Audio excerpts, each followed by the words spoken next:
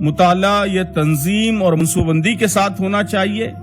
Target ہدف واضح ہونا چاہیے کہ آپ کن کن میدانوں میں اور کس طرح کی اور کس معیار کی حکمت پیدا کرنا چاہتے ہیں، اور اس مقصد کے لیے آپ کو کیا مطالعہ کرنا چاہیے، مطالعے کے کیا میدان ہوں گے، اور ان میں بیلنس کی، توازن کی مطلوب شکل کیا ہوگی۔ میں اپنے دوستوں کو ہمیشہ 7 طرح کی چیزوں میں ضروری توازن کا مشورہ دیتا ہوں، 7 قسم کی کتابیں۔ میرے خیال میں ایک تحریکی نوجوان کے، خاتون کے، بچے کے ٹیبل پر ان 7 طرح کی کتابیں مناسب توازن کے ساتھ رہنی چاہیے۔ سب سے پہلی چیز قرآن مجید ہے۔ اس کو راست عربی زبان میں بھی پڑھنا چاہیے اور ترجموں اور تفاسیر کی مدد سے بھی سمجھنے کی کوشش کرنی چاہیے۔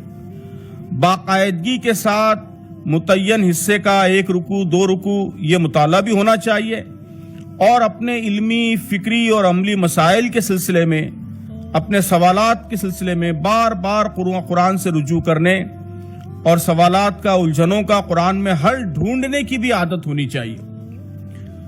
دوسری اہم کیٹیگری اپنے پیشے اور شعبے علم سے متعلق کتابیں، اور اس شعبے کے اسلامی نقطہ نظر کی وضاحت کرنے والی کتابیں۔ یعنی اگر آپ معاشیات کے طالب علم ہیں تو معاشیات کی بلند پایہ اور تازہ ترین کتابیں بھی پڑھیں اور اسلامی معاشیات بھی پڑھتے رہیں۔ اگر آپ کا تعلق میڈیکل سائنس سے ہے تو میڈیکل سائنس کی معیاری تحقیقات پر بھی آپ کی نظر ہو، اور ان اسلام پسند مصنفین کو بھی پڑھتے رہیں جو جدید میڈیکل سائنس کا اسلامی نقطہ نظر سے جائزہ لے رہے ہیں۔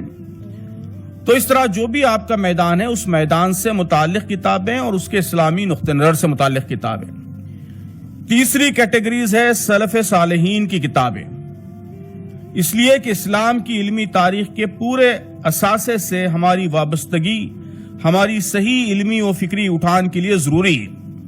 اہم تفاسیر قرآن، حدیث کی 6 کتابیں، اصول تفسیر، اصول فقہ وغیرہ جیسے علوم کی کتابیں، ان سب سے ہم حسب استطاعت استفادہ کریں۔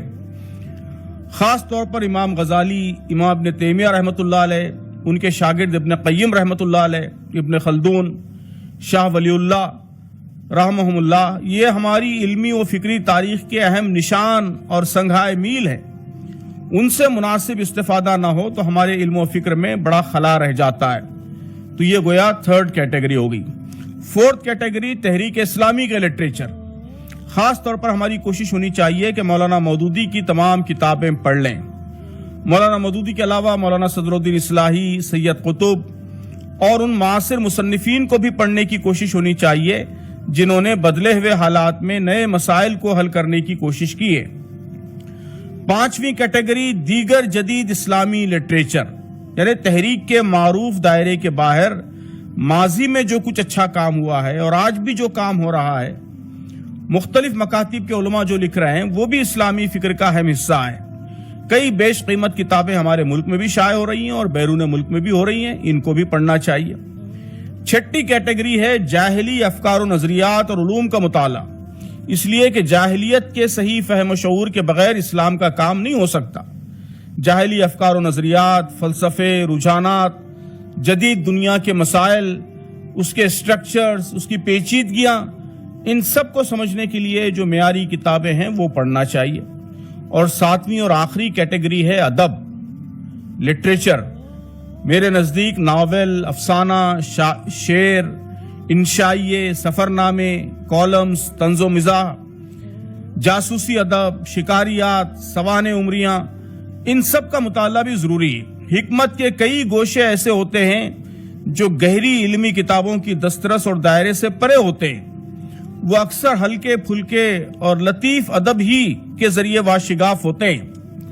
ادب یہ زبان پر قدرت عطا کرتا ہے، لب و لہجے میں شیرینی اور تاثیر پیدا کرتا ہے، الفاظ کا خزانہ بڑھاتا ہے، محاوروں اور روزمرہ پر گرفت عطا کرتا ہے، اور علم و حکمت کی بلندیوں کو عام زندگی سے جوڑتا ہے۔ ہر گھر میں کچھ اچھے میگزین ضرور آئیں، اس کو یقینی بنانا چاہیے۔ گھروں میں رسالوں کا انتظار ہو، جس عمر کے ارکان خاندان ہوں اس عمر سے متعلق رسالے آئیں، یہ ساری کوششیں ہونی چاہیے۔ تو اس طرح یہ 7 کیٹیگری میں نے بتائی۔